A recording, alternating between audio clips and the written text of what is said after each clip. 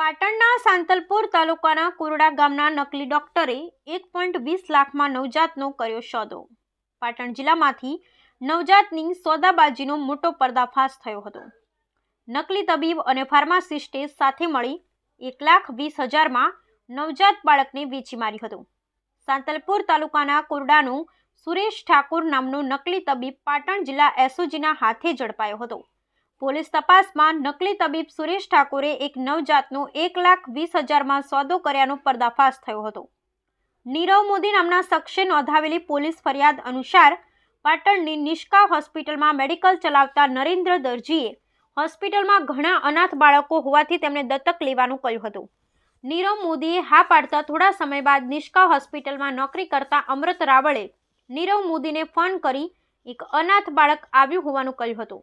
નીરવ મોદીએ હોસ્પિટલમાં જઈ આઈસીયુમાં રખાયેલ બાળકને દત્તક લેવાની હા કહેતા બાળકની કિંમત વેચાણ માટે 1,20,000 નક્કી કરાઈ હતી, જેમાં આ બાળક સાંતલપુરના કુરડા ગામનો નકલી તબીબ સુરેશ ઠાકોર લાવ્યા હોવાનું જાણવા મળ્યું હતું।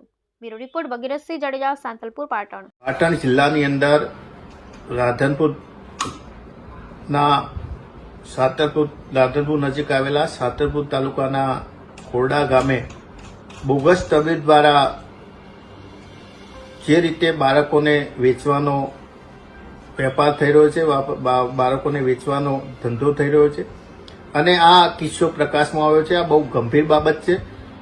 ભવિષ્યની અંદર પણ આ મોટું સામાજિક દૂષણ છે, પરંતુ આ બાબતે હું મીડિયાના માધ્યમથી, સોશિયલ મીડિયાના માધ્યમથી સરકારનું, ગૃહમંત્રીનું, આરોગ્યમંત્રીનું અને માનનીય મુખ્યમંત્રીનું ધ્યાન દોરવા માંગુ છું કે જે રીતે ગુજરાતની અંદર આરોગ્યની અંદર જે બનાવો બની રહ્યા છે, લોકોને કાયદાનો ડર નથી, ખુલ્લેઆમ હત્યાઓ થઈ રહી છે। આ બાબત બહુ ગંભીર છે અને ભવિષ્યની અંદર ગુજરાતની સામાજિક જીવનને બહુ મોટું નુકસાન કરનારું છે। બીજી બાબત કે આ બાબતે જે તપાસ ચાલી રહી છે એ ઢીલી નીતિ રાખવામાં આવી રહી છે। ખરેખર જે મોટા માથાઓ છે એને દૂર રાખવામાં આવી રહ્યા છે અને છેલ્લા 10 વર્ષથી આ વ્યક્તિ આઈસીયુ ચલાવતો હોય, મલ્ટી સ્પેશિયાલિટી હોસ્પિટલ ચલાવતો હોય, જે વ્યક્તિ ધોરણ 10 પાસ છે એ 10 વર્ષથી પાટણ જિલ્લાની અંદર આવું બોગસ દવાખાનું ચલાવતો હોય, લોકોના આરોગ્ય સાથે, લોકોના જાનમાલ સાથે, લોકોના જાન સાથે જે લોકો ગંભીરતાપૂર્વક રાખ્યા સિવાય લોકોના આરોગ્ય સાથે ચેડા કરતા હોય, શું પાટણ જિલ્લાના વહીવટીતંત્રને, પાટણ જિલ્લાના આરોગ્ય તંત્રને, પાટણ જિલ્લા પોલીસને, એસઓજીને કે એલસીબીને આ બાબતની ખબર નહીં હોય?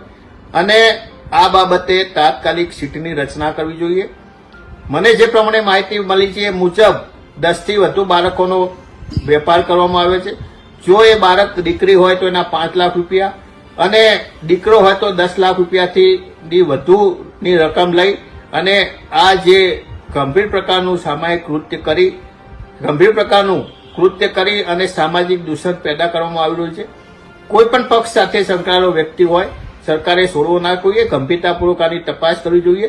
પરંતુ મને લાગે છે કે આ લોકો ભારતીય જનતા પાર્ટી સાથે સંકળાયેલા હોય, મને લાગે છે કે કંઈ થવાનું નથી, તપાસના નામે નાટક થશે અને ભવિષ્યની અંદર આ એક મોટી સમસ્યા પેદા થશે। એટલે મુખ્યમંત્રી